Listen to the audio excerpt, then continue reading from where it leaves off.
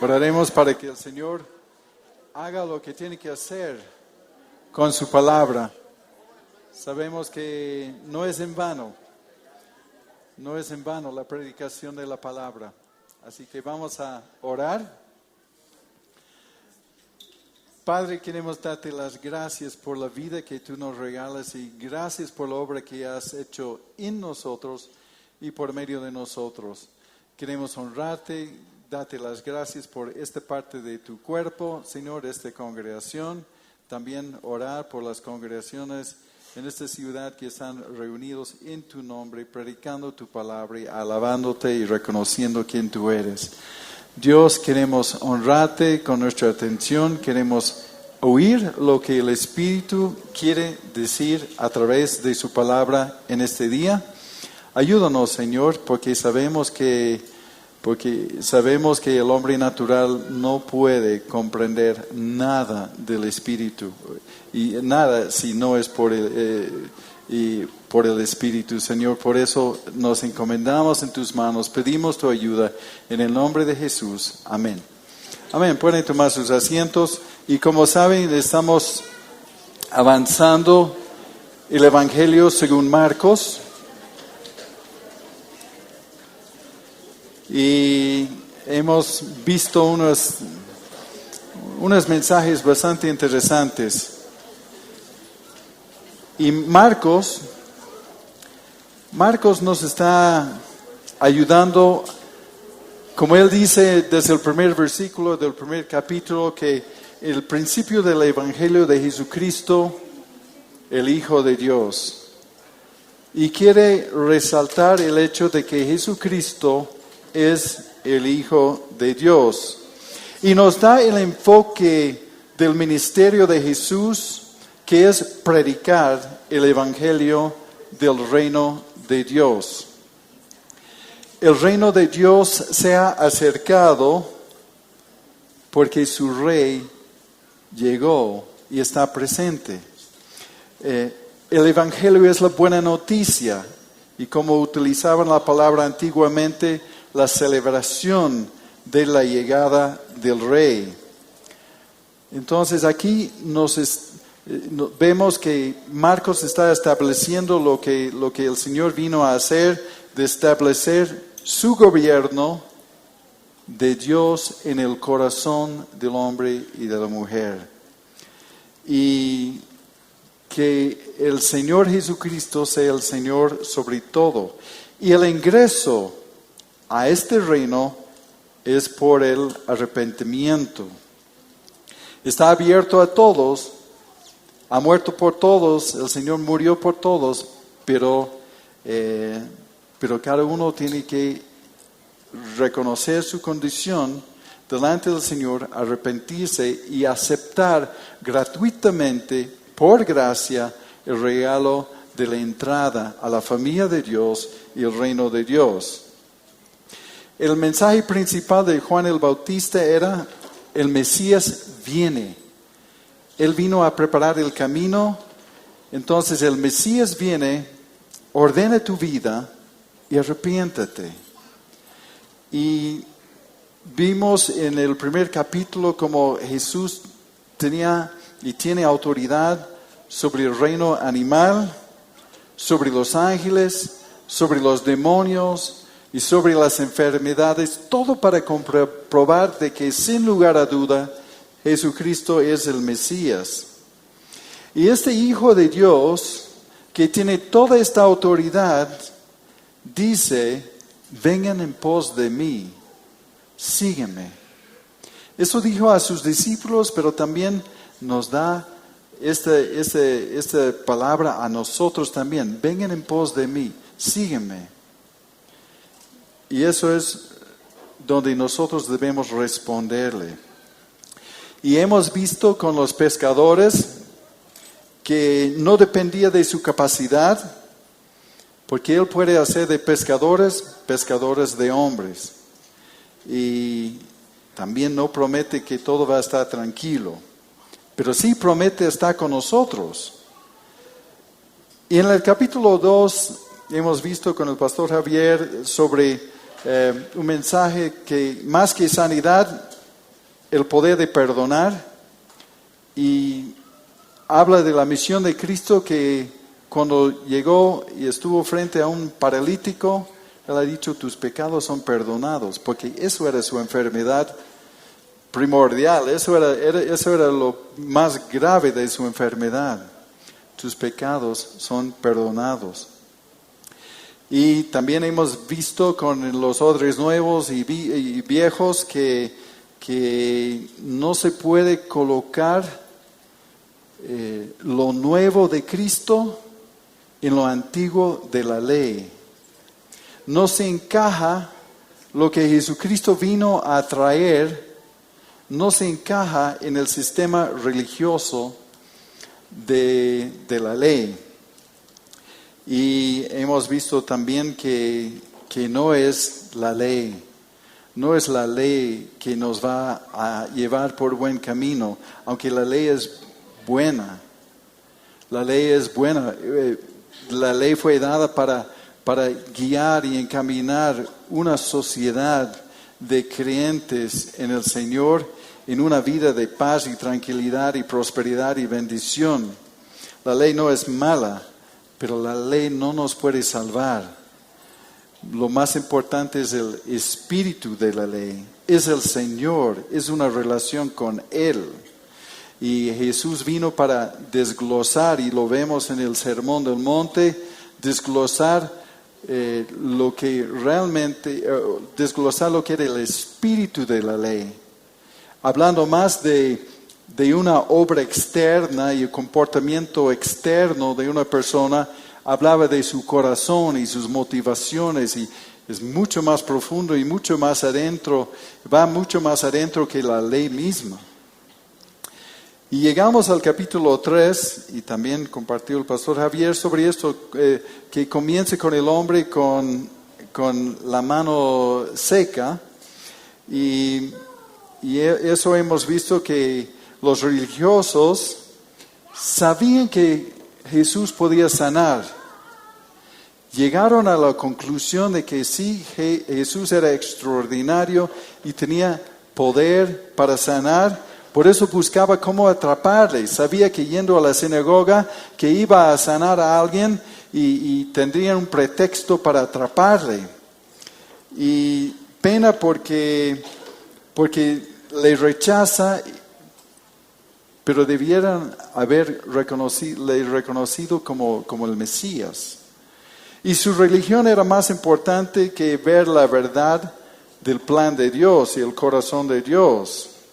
Y su religión bloqueaba, y hoy en día la religión bloquea la entrada del reino de los cielos de millones y cientos de millones de personas por el engaño de la religión. Porque la gente cree que puede llegar al cielo por su religión. Cuando el Señor ha dicho no es por este camino, y había mucha dureza de corazón, porque hay personas hasta hoy en día que están dispuestos a morir por su religión, pero no levantarían ni un dedo por el Señor. Hay personas que aman su religión, pero no quieren saber nada del Señor. Entonces es un engaño, es una trampa, y pienso que es una de las armas más poderosas del diablo, la religión, porque engaña a la gente para que ellos creen que estén bien con Dios, cumpliendo con Dios, cuando ni tienen entrada en el reino de los cielos, porque no es por ese camino. El Señor muestra otro camino, ¿no? Y Jesús amenazó la popularidad de esos fariseos, de esos líderes religiosos, amenazaba su poder y su control y su fama, y era más popular con ellos que ellos. Entonces, así hay religiones que son muy útiles para servir los propósitos de Satanás, ¿no? Porque aleja a las personas de Cristo y les engaña para que ellos creen que estén bien. Y Jesús se alejó de ellos. No tenía mucho mensaje para los religiosos que ya estaban cimentados en en su manera de pensar. No tuvo un mensaje para ellos. Entonces comenzamos nosotros nuestro compartimiento y vamos a ver versículos 7 hasta el 19. Y primero voy a leer el 3, 7 al 9, que dice: Mas Jesús se retiró al mar con sus discípulos, y le siguió gran multitud de Galilea, y de Judea, y de Jerusalén, de Idumea, y de otro lado del Jordán, y de los alrededores de Tiro y de Sidón, oyendo cuán grandes cosas hacía. Grandes multitudes vinieron a él, y dijo a sus discípulos que le tuviese siempre lista la barca a causa del gentío, para que no le oprimiesen, porque había sanado a muchos, de manera que por tocarle, cuantos tenían plagas caían sobre él. Jesús se retiró del ambiente religioso y se retira con sus discípulos. Pero las multitudes lo seguían desde regiones lejanas, oyendo cuán grandes cosas hacía, movidos por su necesidad o curiosidad o por emoción. Le seguían por milagros, pero no necesariamente le estaban siguiendo por su mensaje, ¿no? Como hoy hay muchos que siguen al Señor por lo sensacional de algunos cultos, pero no tanto por el mensaje de arrepiéntete, cambia tu vida, ¿no? No quería ninguna responsabilidad de ordenar su vida según los propósitos de Dios, ¿no? Entonces, vemos aquí que Jesús en realidad busca seguidores comprometidos, no admiradores casuales. Él quiso más tiempo con los comprometidos, con sus discípulos, aunque Él no rechaza a la multitud. Porque el propósito de Dios es alcanzar las multitudes, pero no multitudes de admiradores solamente. Está buscando personas comprometidas. Entonces, él quiso su tiempo con los discípulos y pidió un bote para ser escuchado mejor, para proyectar la voz mejor y también de evitar ser aplastado, porque por tocarle fueron sanados. Y imagínense, toda una multitud queriendo tocarle a la vez, podrían haberle aplastado. Entonces Marcos es el único que en este relato dice que pidió que alisten un bote para poder apartarse un poco, tener cierta distancia de la gente. Entonces Jesús sabía que las multitudes todavía le seguían por los beneficios o lo espectacular de ver milagros, en vez de quién es Él. Y aquí está la gran diferencia, ¿no? No le siguieran porque los que buscan al Señor por beneficios o lo espectacular, en vez de quién es Él, no le seguirán por mucho tiempo. Le abandonará cuando terminan las cosas espectaculares, ¿no? Como hoy en día, algunos creen que las campañas de milagros son muy beneficiosos para llevar los incrédulos a Cristo. Pero aún Cristo mismo, sanando las personas milagrosamente, ni eso produjo muchos creyentes. Le abandonaban cuando terminaron los milagros. Tenía muchos espectadores, muchos admiradores, pero no produjo muchos discípulos. Y la gente se olvida rápidamente, ¿no?, de estas cosas. Entonces, la necesidad de ver milagros muchas veces es una señal más de incredulidad, de tener que ver algo para creer, cuando la fe es creer sin ver, andamos por fe, no por vista, ¿no?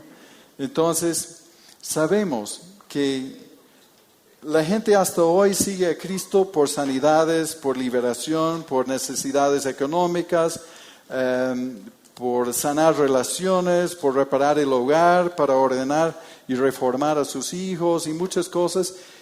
Y el hecho es de que el Señor puede hacer todas esas cosas.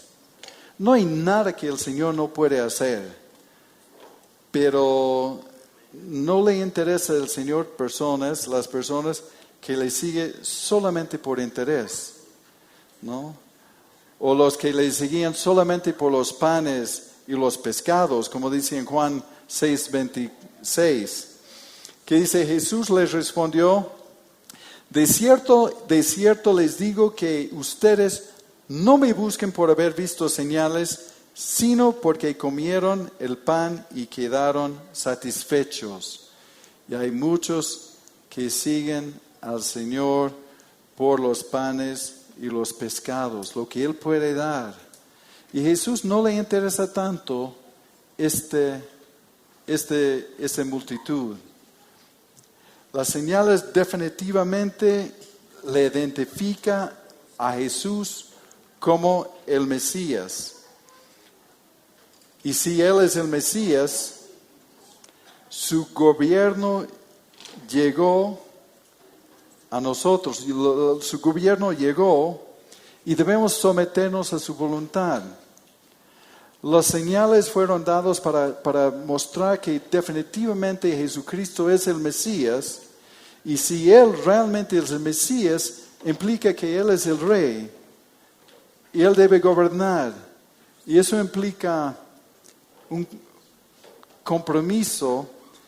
Y a veces hablamos de la palabra compromiso y rendimiento. Y más que compromiso, es de rendirnos a Él.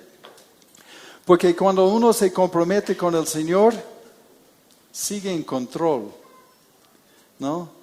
Y a veces su obediencia es selectiva. Pero cuando uno se rinde a Él, entonces uno está diciendo: Señor, de verdad tú eres el Señor. Tú mandas, tú digas, muéstrame, yo te sigo, dígame, ¿no? Entonces hay una gran diferencia, pero el Señor está buscando esas personas con tal nivel de rendimiento, de reconocer de que Él es el Señor, no solamente de estar detrás de Él por las sanidades, liberación, ayuda económica, los panes y los pescados, ¿no? Entonces, Jesús no está buscando ese tipo de admirador. Por eso he puesto como título: Jesús no busca admiradores, busca discípulos. Busca discípulos. Entonces, y hemos visto, o podemos ver esto en Juan 2, 23 al 25, donde dice: estando en Jerusalén en la fiesta de la Pascua, muchos creyeron en su nombre, viendo las señales que hacía. O sea, muchos creyeron porque han visto las señales, pero ¿cómo han creído? ¿Cómo fue esto creer? Porque dice que hasta los demonios creen y tiemblan. Entonces, ¿cómo era un creer como para salvación? ¿Era una fe verdadera? Porque dice: muchos creyeron en su nombre viendo las señales que hacía, pero Jesús mismo no se confiaba de ellos. No se fiaba de ellos porque conocía a todos. No era impresionado por los aplausos, no era impresionado por la multitud de gente, porque no confiaba en las motivaciones equivocadas, ¿no? Entonces, está buscando admiradores, pero no está buscando admiradores. Ellos eran admiradores, no seguidores.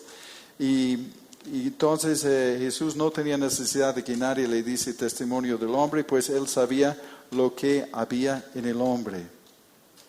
Así que como primer punto, el Señor no está impresionado por multitudes y no es malo, digamos, que una congregación tenga multitudes. No es malo, es el propósito.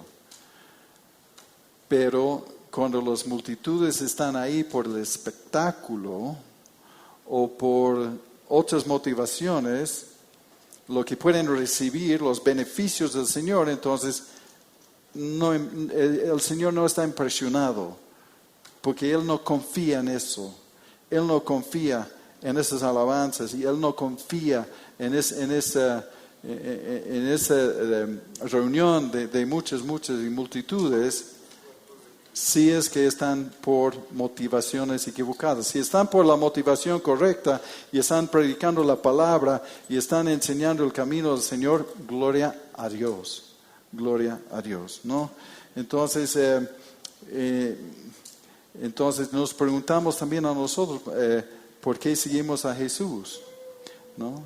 ¿Por los beneficios o por quién es Él? Y entonces eso es lo que uno tiene que resolver, ¿no? ¿Por qué le seguimos? Y creo que si están aquí con nosotros no tenemos tanto de ese problema, porque no estamos dando un evangelio de ofertas, ¿no? Pero el peligro es de seguir la multitud y creer que el Señor está ahí simplemente porque hay una multitud. De seguir la multitud y no ver al Señor personalmente. A veces pienso en Zaqueo. ¿Y por qué Jesús se fijó en él? Porque de baja estatura, Zaqueo subió a un arbolito para ver más allá de la multitud. Él quería ver a Cristo, él no quería ver las nucas y las espaldas de un montón de gente. Él quería ver el Señor. Entonces él hizo un esfuerzo, el Señor se fijó, el Señor se dio cuenta, el Señor ha dicho, hay una multitud siguiéndome, pero hay uno que realmente que me está buscando, ¿no? Y por eso llegó la bendición a Zaqueo. Entonces, Jesús sabía que la mayoría de la gente lo buscaba por razones equivocadas, ¿no? Y esa gente pronto lo abandonaría. Y hemos visto eso también. Hemos visto muchas personas, uno anda por la calle y ve personas que hemos conocido en congregaciones hace 30 y 40 años, los que tenemos esa edad. Entonces, y ya no se congregan en ninguna parte porque eran atraídos por el espectáculo y por lo sensacional. Y fácilmente uno dice, ya, terminaron los milagros, entonces el Señor no funciona y le abandono. Y eso es el problema, ¿no?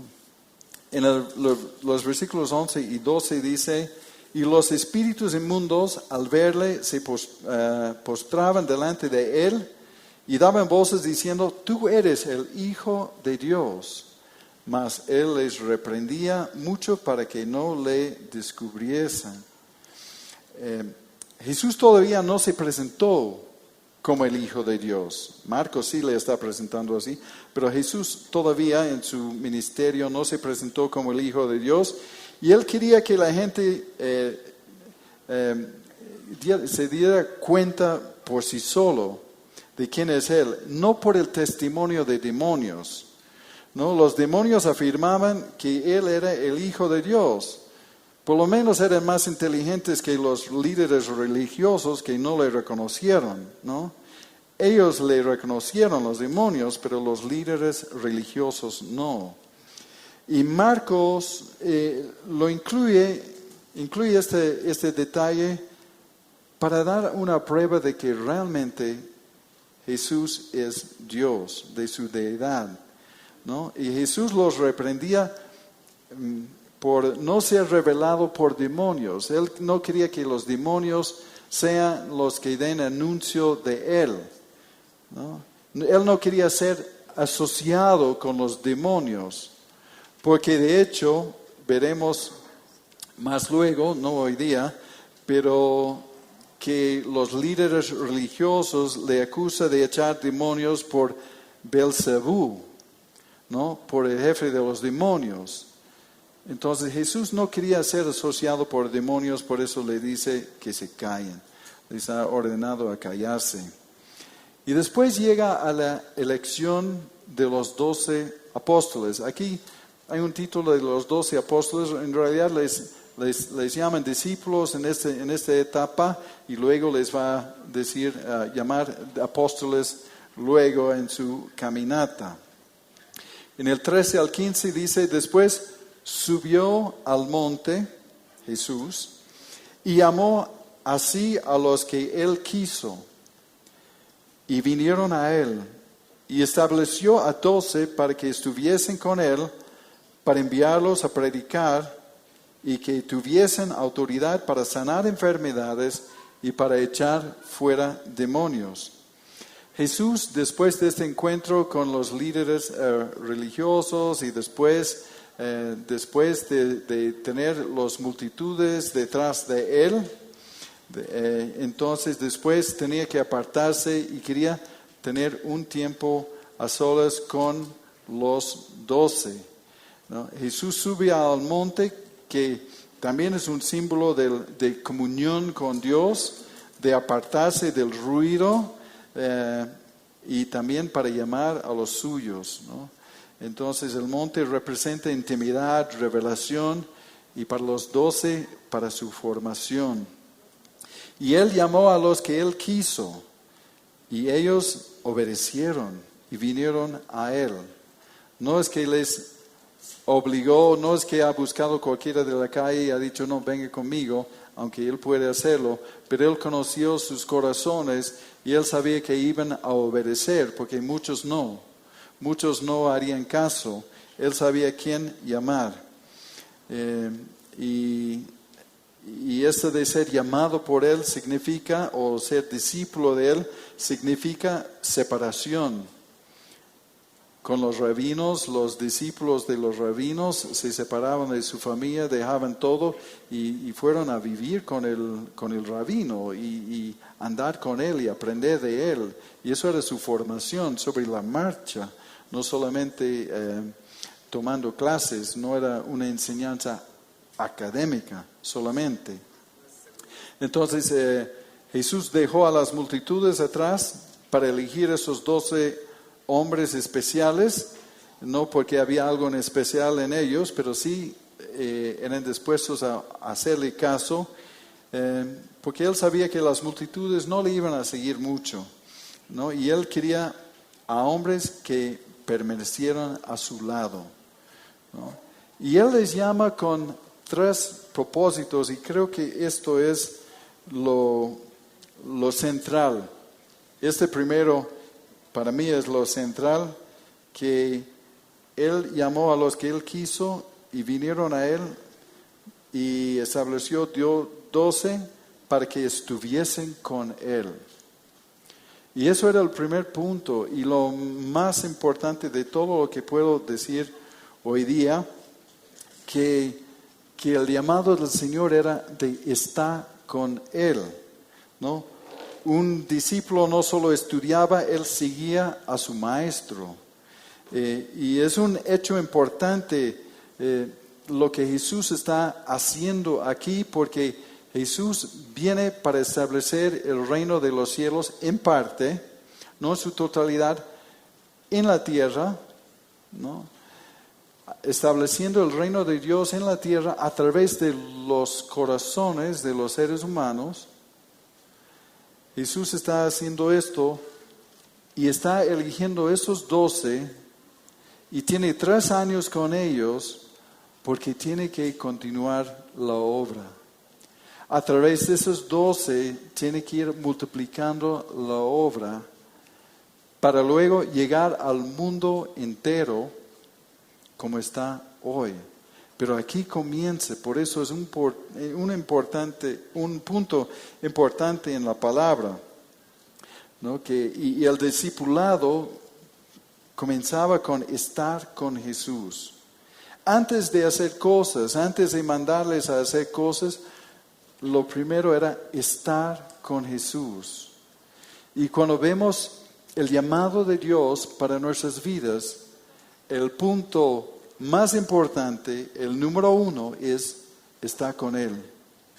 Antes de pretender hacer cosas para Él, está con Él, ¿no? Su primera tarea era simplemente estar con Jesús, aprender de Él. Y estuvieron con Él y pasaron ellos tiempo con Él. Y fue notable, pasando los años, fue notable que estuvieron con Él. Y Hechos 4:13 dice, cuando los líderes religiosos agarraron a Pedro y Juan y no podían refutar la sabiduría que vino de Dios por medio de ellos, y entonces ellos decían, entonces viendo el denuedo, la valentía de Pedro y de Juan, sabiendo que eran hombres sin letras y del vulgo, se maravillaban y les reconocían que habían estado con Jesús. Reconocieron que habían estado con Jesús. No es que eran personas ignorantes, si eran pescadores, no tenían seguramente un alto nivel de educación, pero simplemente no eran personas enseñadas en las escuelas de los rabinos y en teología y en el judaísmo, ¿no? Pero se maravillaban y les reconocían que habían estado con Jesús. Y creo que es lo más poderoso del testimonio de cualquiera de nosotros, que aunque no podemos explicar las cosas, aunque tenemos enredado un montón de cosas sobre doctrina y todo lo demás, pero yo creo que las personas, parientes, los cercanos a nosotros dicen, no sé qué tiene, pero ha estado con Él, ha estado con Jesús, ¿no? Está enredado en un montón de cosas, pero ha estado con Jesús, ¿no? Y es lo más poderoso de nuestro testimonio. Y está con Él con un propósito, no solamente para gloriarnos en la intimidad con el Señor, han estado con Él para ser capacitados para predicar. Porque eso es el punto en lo que Jesús vino a hacer, establecer su gobierno en el corazón del ser humano, traer salvación claramente, obviamente, pero también establecer su gobierno, sus principios, como dice en el nuevo pacto, que Él vino en el nuevo pacto, Él pondrá sus leyes en nuestra mente y en nuestro corazón. Podemos ser gobernados por Dios, por medio de su Espíritu, si es que le hacemos caso. Uno puede tener el Espíritu y no hacerle caso, y no tener mucho fruto en su vida. Eso sí, es cierto también. Pero el Señor vino para este propósito y no envió un ejército de ángeles para convencer al mundo, que sería espectacular. Él se limitó a difundir esta buena nueva y este gobierno a través de personas simples como nosotros, ¿no? Entonces vemos quiénes Él ha elegido, pero luego de estar con Él, les capacitó para ir a predicar. Y como Él vino para predicar, y como Juan el Bautista llegó preparando el camino, diciendo acérquense porque el reino de los cielos se ha acercado, vino para predicar, ¿no? Y sin esos discípulos, la obra de Jesús jamás se hubiera extendido por todo el mundo. Piénselo bien, nosotros somos fruto de la obediencia de los 12, bueno, uno que salió y fue reemplazado, salió del camino y fue reemplazado, pero por su obediencia, su entrega, y porque ellos enseñaron a otros, y como ellos multiplicaban este conocimiento sigue multiplicando. Y de alguna manera, por la gracia y misericordia de Dios, llegó a nosotros, ¿no? De tantos mártires, de tantos que han sufrido y pagaron un costo muy alto para que esto llegara a nosotros. Y somos el fruto de la obediencia de esos discípulos, pero también del discipulado, ¿no? Y Dios les envió definitivamente a una batalla espiritual, como Jesús tuvo una batalla con los religiosos, con los judíos, el liderazgo de los judíos, ¿no? Una batalla donde hay mucha oposición para proclamar esta verdad en territorios hostiles. Pero el poder que ellos tenían para hacerlo y el poder de su predicación era porque han estado con Él. Han estado con Él. Y la verdad, sin una relación personal y real con Cristo, la predicación tiene poca poder, ¿no? Entonces, les envió primero para estar con Él, para capacitarles a predicar y para que predican, y les dio autoridad, y esa autoridad vino por estar con Él, como han dicho a Juan y Pedro, que no sabemos qué pasa con esos hombres, pero sabemos que han estado con Él. Eso les dio la autoridad. Y si Dios nos envía, Dios nos llama, entonces podemos confiar que Él también dará la autoridad para servirle, ¿no? Estar en la multitud es más cómodo. Seguir la multitud es más cómodo, pero eso no logra el propósito de Dios.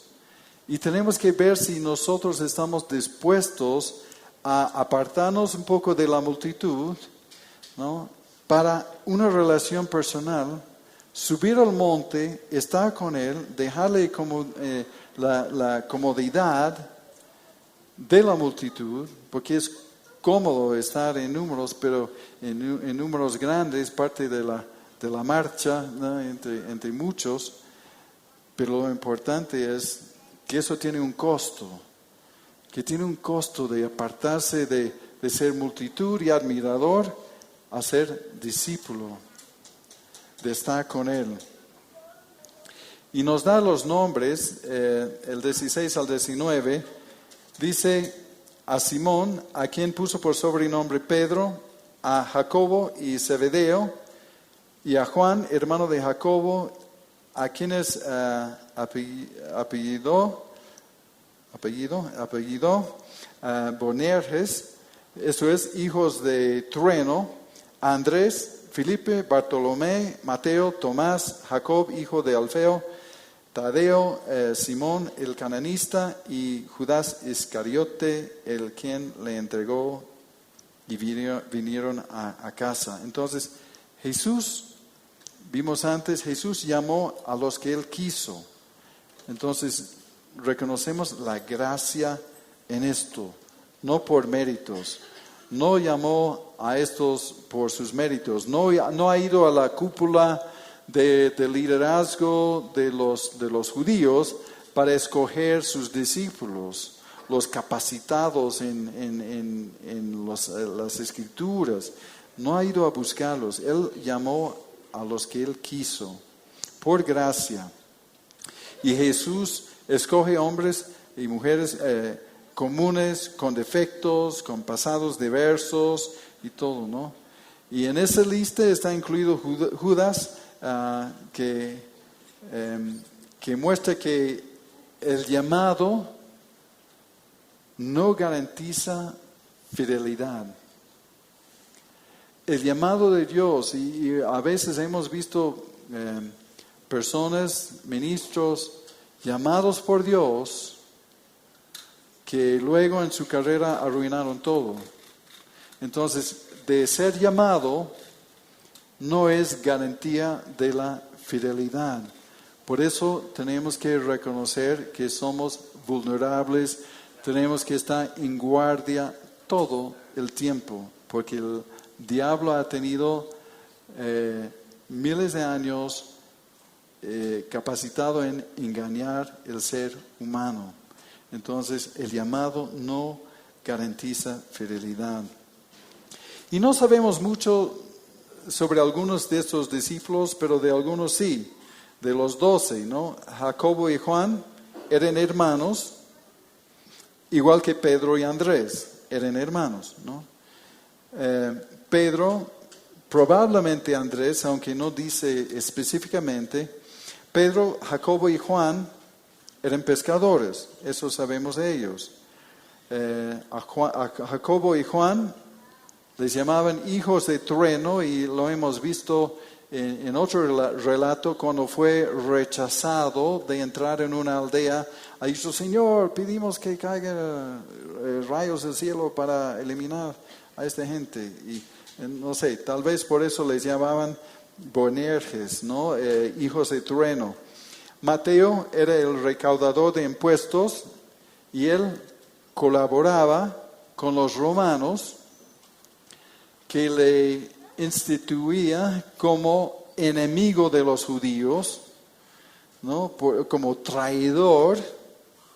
Y Simón, para ver un contraste, Simón el canonista era un celote que odiaba a los romanos y ellos conspiraban en cómo matar y librarse de los romanos. Entonces Jesús ha juntado unas personas con unos contrastes diferentes, pero yo creo que todo esto para pulir su carácter, ¿no? Pedro impetuoso, Tomás que dudaba, y personalidades que conflictúan. Y a veces el Señor nos llama a trabajar en equipos donde conflictúan las personalidades, pero eso es todo para pulir nuestros caracteres, ¿no? Entonces de algunos de ellos ya conocemos más que a otros, ¿no? Pero de otros que no sabemos mucho, su fama está reservada para el cielo, ¿no? Sabemos que todos eran mártires, menos Juan, han sido matados por su fe, menos Juan.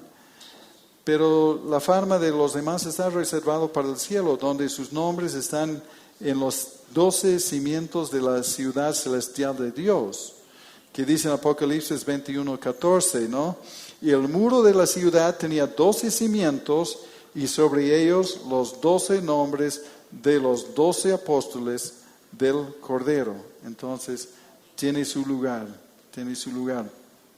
12 candidatos improbables.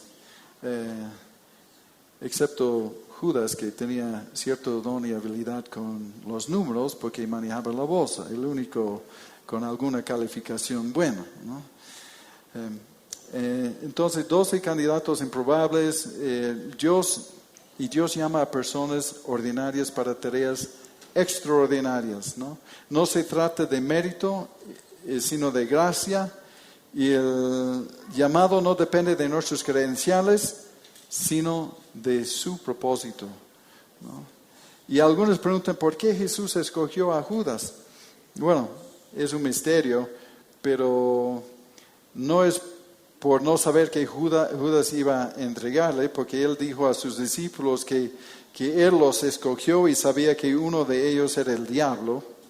No es que no sabía. Y en los comentarios hay algunas ideas que dice, bueno, quizás para cumplir el plan divino, porque fue profetizado que será entregado y necesitaba un candidato, pero dirán que Jesús escogió a Judas para que se cumpliera las Escrituras y el plan de redención trazado por Dios desde antes de la creación del mundo. Alguien tenía que entregarle.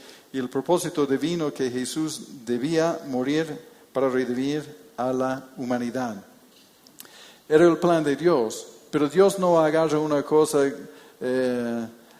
persona que tiene todas buenas intenciones y que buscaba a Dios y le convierte en un instrumento de mal.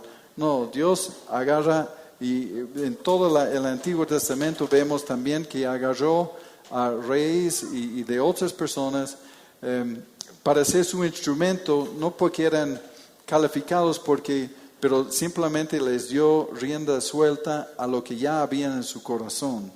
Entonces no es inocente Judas como un víctima, digamos, inocente. También vemos que otros dicen que Jesús actuó en la obediencia a la voluntad del Padre, entonces el Padre ha dicho que sí, incluirle, y entonces lo hizo. Y otros dicen, era una lección sobre el corazón humano, que eso es más que lo que más me tocó de estas explicaciones, una lección sobre el corazón humano, porque Judas representa que es posible estar cerca de Jesús, participar en su obra y no tener un corazón transformado. Y eso es peligroso, ¿no?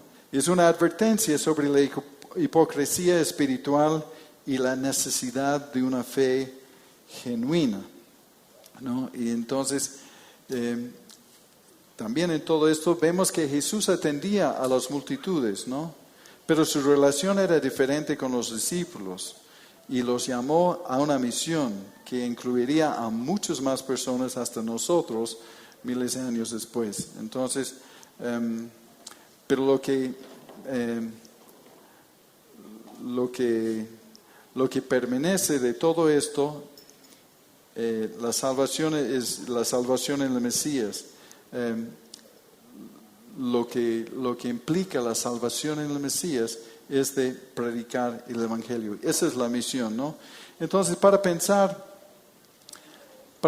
el Evangelio es más que un mensaje de salvación, que es más que un mensaje de la salvación, es de un nuevo gobierno, ¿no? Porque si Dios solamente le interesaba tenernos salvos con Él en el cielo, hubiésemos nacido en el cielo para evitar todo este lío y problemas de este mundo. Pero Dios no. Dios tenía y quiere que estemos aquí para un propósito más que para salvarnos, aunque eso sí es un gran beneficio, es de establecer ese nuevo gobierno en el corazón del ser humano. Ese nuevo gobierno en el corazón para que este corazón y esta persona le obedece, le hace caso y vive según sus principios. Y también sea parte de esta extensión del gobierno, del reino. Entonces habla de transformación, eso implica transformación, entrega al propósito de Dios y un cambio desde adentro. Y como vimos, el discipulado comienza con estar con Él, la intimidad, no con actividad. Porque muchos se meten en toda clase de actividad cristiana, pero en algunos casos se meten en tanta actividad cristiana para compensar por su falta de espiritualidad. Se meten en mucho activismo para decir que, Señor, ves, estoy haciendo algo, pero para compensar por su falta de intimidad con Dios. Entonces, la actividad no es malo, ¿no?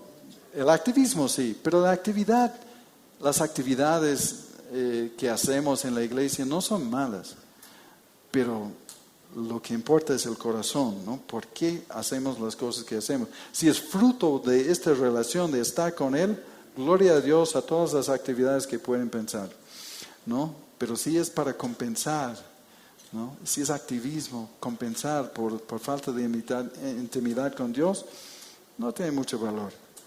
Entonces, y hemos visto que Dios llama a personas comunes para tareas extraordinarias.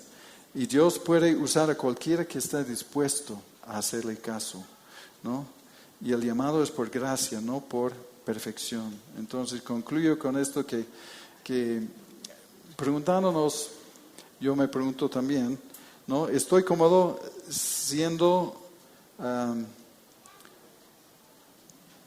parte de la multitud, no conocido, admirador, pero sin compromiso, ¿no? ¿O cuál es mi motivación de seguir a Jesús? ¿No? ¿Por lo que puede hacer por mí o por quién es Él? ¿O lo que yo puedo hacer por Él? ¿No? Preguntas que tenemos que hacernos en todo el momento, creo. Porque nuestras motivaciones pueden comenzar. Uno puede comenzar bien y puede enfriarse y hacer las cosas mecánicamente. Y por eso puse el título que Jesús no busca admiradores, ¿no? Sino discípulos. Discípulos. Que implica compromiso, pero más rendimiento. Y nuevamente, no es que Dios rechaza las multitudes, porque en realidad es el objetivo de predicar el Evangelio, de que multitudes sean salvos, ¿no? La realidad es tener multitud de seguidores, no multitudes de admiradores. Multitud de seguidores y no de simpatizantes, porque simpatizantes hay muchos, ¿no? Hay simpatizantes hasta de otras religiones que nosotros diríamos que son falsas, ¿no? Simpatizantes, ¿no? Buena gente, ¿no? Linda, ¿no? Jesús. Pero entonces el discipulado implica dejar a la multitud admirador, digamos. Porque no queremos dejar la multitud de seguidores. Queremos estar metidos en la multitud de seguidores. Pero sí implica dejar la multitud de admiradores, ¿no? Subir al monte y estar con Él. Y estar con Él, ¿no? De ser discípulo. Discípulo requiere separación de la multitud de admirador. Pasar tiempo con Él, ¿no? Jesús sigue llamando hoy. Obviamente no somos a la altura de los 12. No somos los apóstoles. No hemos sido llamados a echar los cimientos de la iglesia. Los apóstoles llamados por Jesús han hecho eso. No somos los llamados o apóstoles para añadir a las escrituras y escribir nuevos capítulos.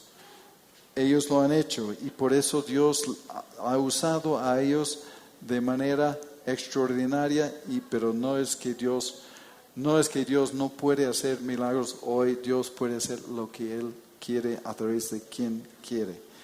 Pero no somos llamados a este nivel, a este discipulado, como estos discípulos. Y a algunos les encanta la idea de la cercanía de Jesús, ¿no? Mi gran amigo, intimidad con Él y todo, y es una muy buena aspiración de desear esto. Pero muchos, de manera romántica, le encanta la idea de estar unido a Cristo en intimidad con Él, pero no quieren saber nada de la misión, de la responsabilidad, porque la intimidad con el Señor va a llegar donde hay disposición de hacerle caso. Si no hay disposición de hacerle caso, el Señor va a decir, entonces, ¿para qué voy a compartir mi corazón con este? ¿No? Si nunca me hace caso, no, entonces quiere la gloria de estar a mi lado, pero no quiere la responsabilidad que implica de ser discípulo y participar en la obra, en la predicación, ¿no? Entonces eso nos manda a predicar, pero primero debemos conocer y experimentar en nuestras vidas el fruto del Evangelio, ¿no? También tenemos que asegurar que no estamos dando un mensaje errado.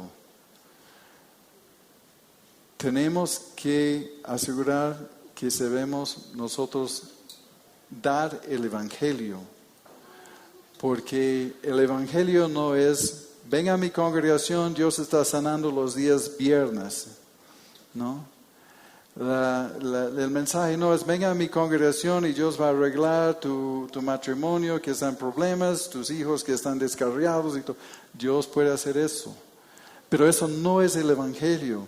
Primero, como con el paralítico, Jesús ha dicho, sus pecados son perdonados, porque eso es el punto número 1, ¿no?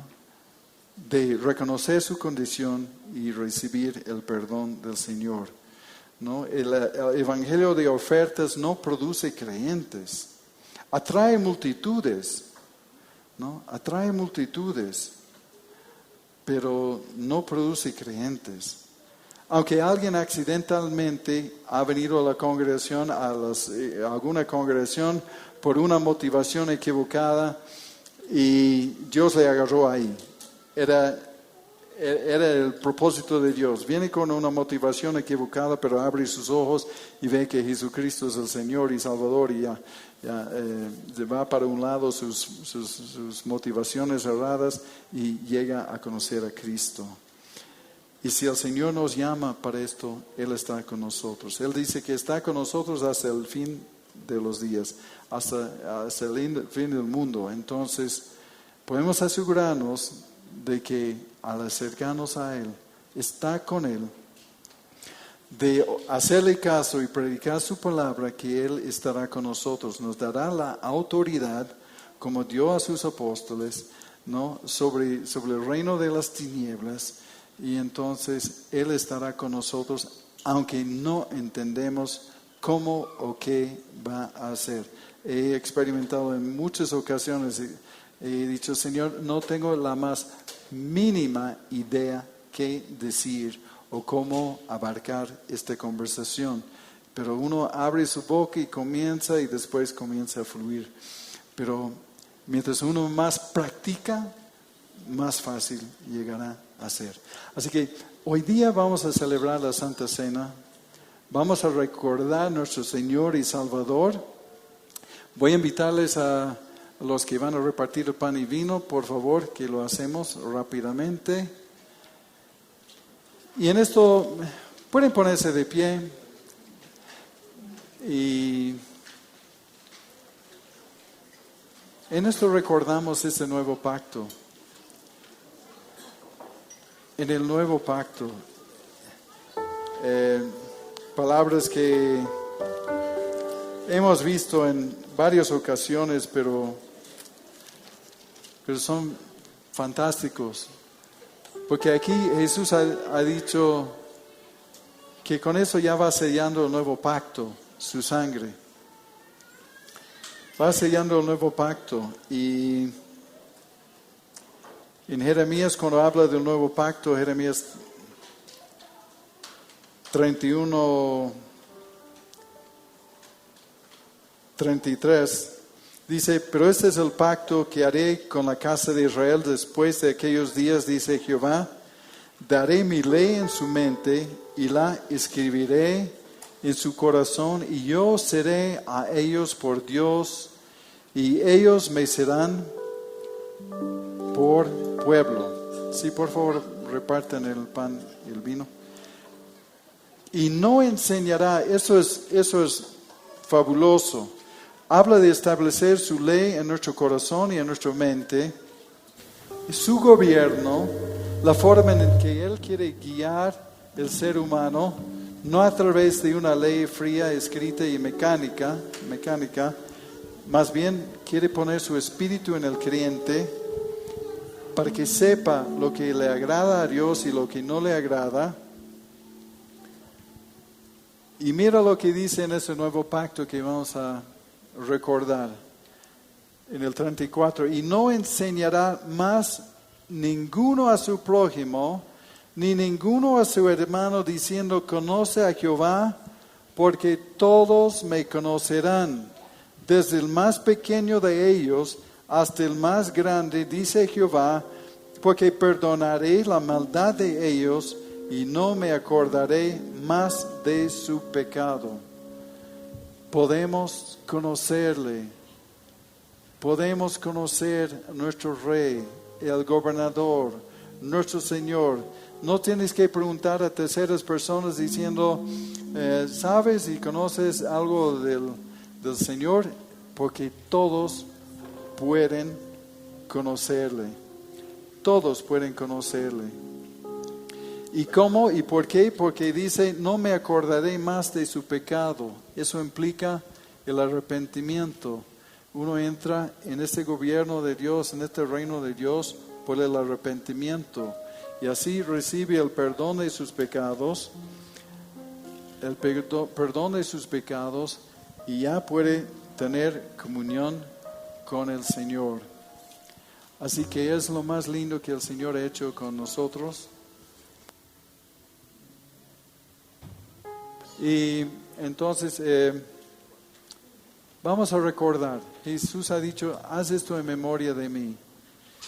Y la verdad es que tenemos que recordarnos y a veces repetimos muchas cosas porque somos olvidadizos, olvidamos o podemos enfriar, podemos olvidar o podemos convertir esto en una rutina sin sentido.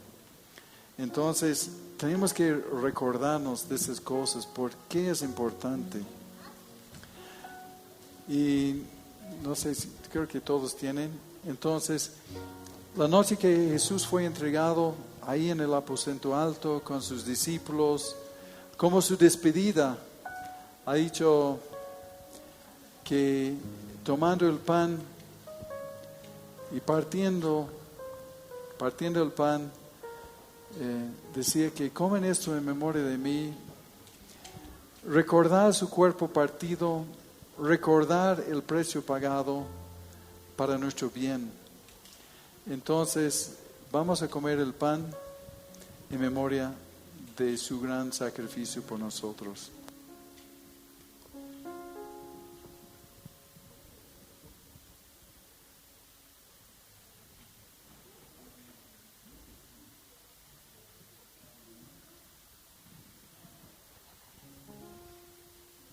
Y después de haber comido el pan, después de haber cenado, tomó la copa del vino como símbolo de su sangre. Este vino no va a convertir en su sangre y el pan no convierte, como algunos dicen, en su cuerpo. Es simbólico,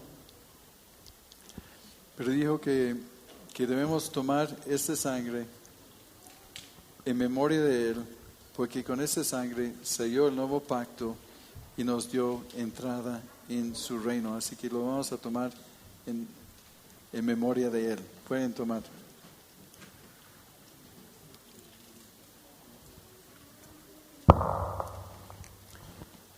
Y después de haber cenado, cantaron. Y eso es lo que vamos a hacer. Cantarle de todo corazón, diciendo, gracias Señor, te alabo, te bendigo. Gracias Señor por incluirme